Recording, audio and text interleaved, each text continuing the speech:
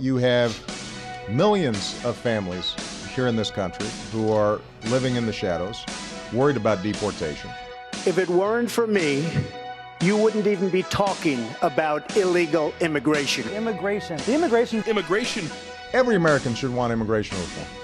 We got a system that's broken.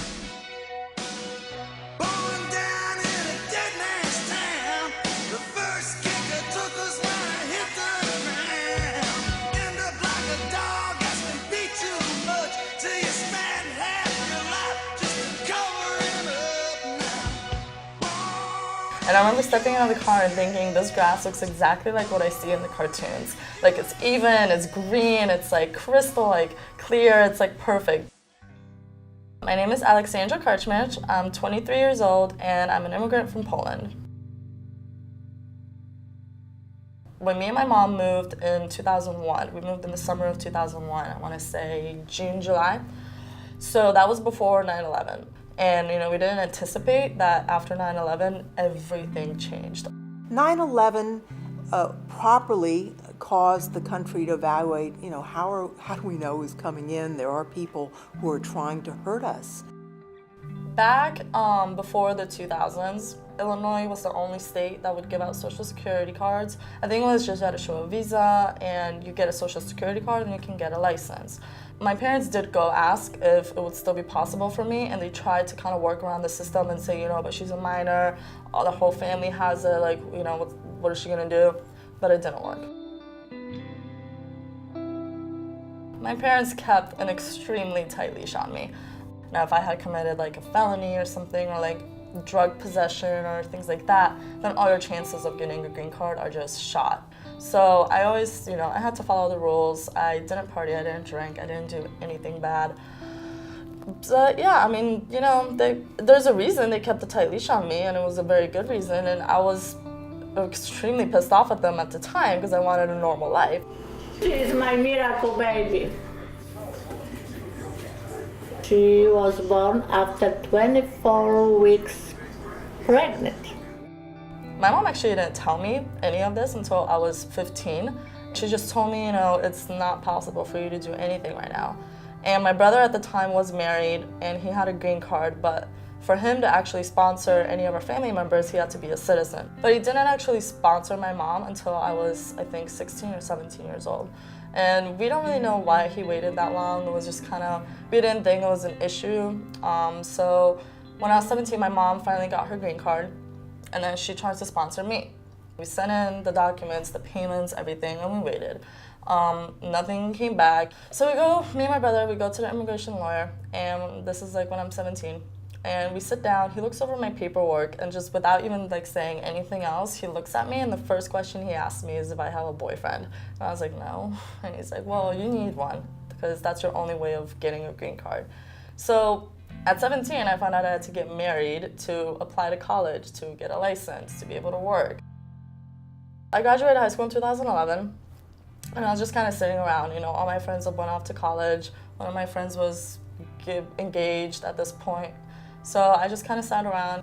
Aside from my closest friends that I made, my bestest friends, no one knew the problem that I had. They knew the situation, they knew the problem, they wanted to hang out with me, they wanted to help me, they didn't want me to be stuck in my house all the time like I was in reality. The main thing that I remember from all those years is that I was always the passenger in the car and I always had to ask for rides. And it was just, you take for granted probably the fact that you guys can drive. You really you realize what a wonderful privilege it is to drive. So then I pull up, I remember it was a Pine Ridge Beach, and I pull up and my mom's dropping me off and I'm like, what is going on? And all of you get out of Sandra's brand new car and you run out and you're like, yeah, look, Sandra got her brand new car. At that moment, I wanted my mom to just turn around and take me home.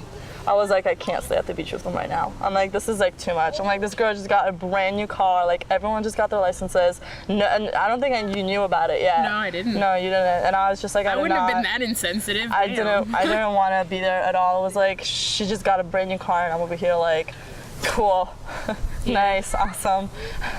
Yeah. Midway through the summer, I think in July, Obama passed the Deferred Action for Childhood Arrivals. And at first, I remember my dad calling me and he's like, turn on the news, like this is something that I think, is gonna be good for you. It's an executive order, so Obama is the only one that passed it. Congress has no say in it whatsoever.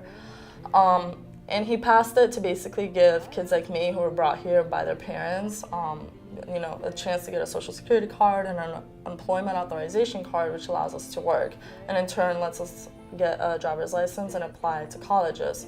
So, I turn on the news and I'm like hearing about it and I'm like, my God, like this is actually me.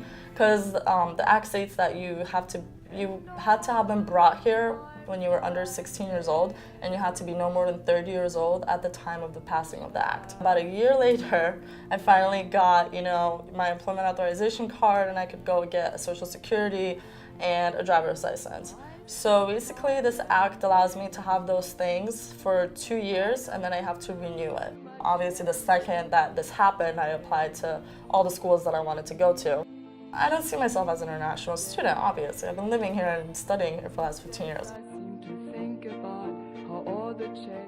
I think a lot of people have the perception of immigrants that they just kind of live in this country and freeload off of, everything that Americans actually do, which is not true. No to albo mogę szybko zjeść obiad, jak on już pojedzie, póki ten, albo już potem wieczór. So now I guess the question is kind of like, what's going to happen with the new election, since this is an executive order. Hopefully, I'm hoping that, whoever goes into office next allows us to somehow get a pathway to a green card or a citizenship through this.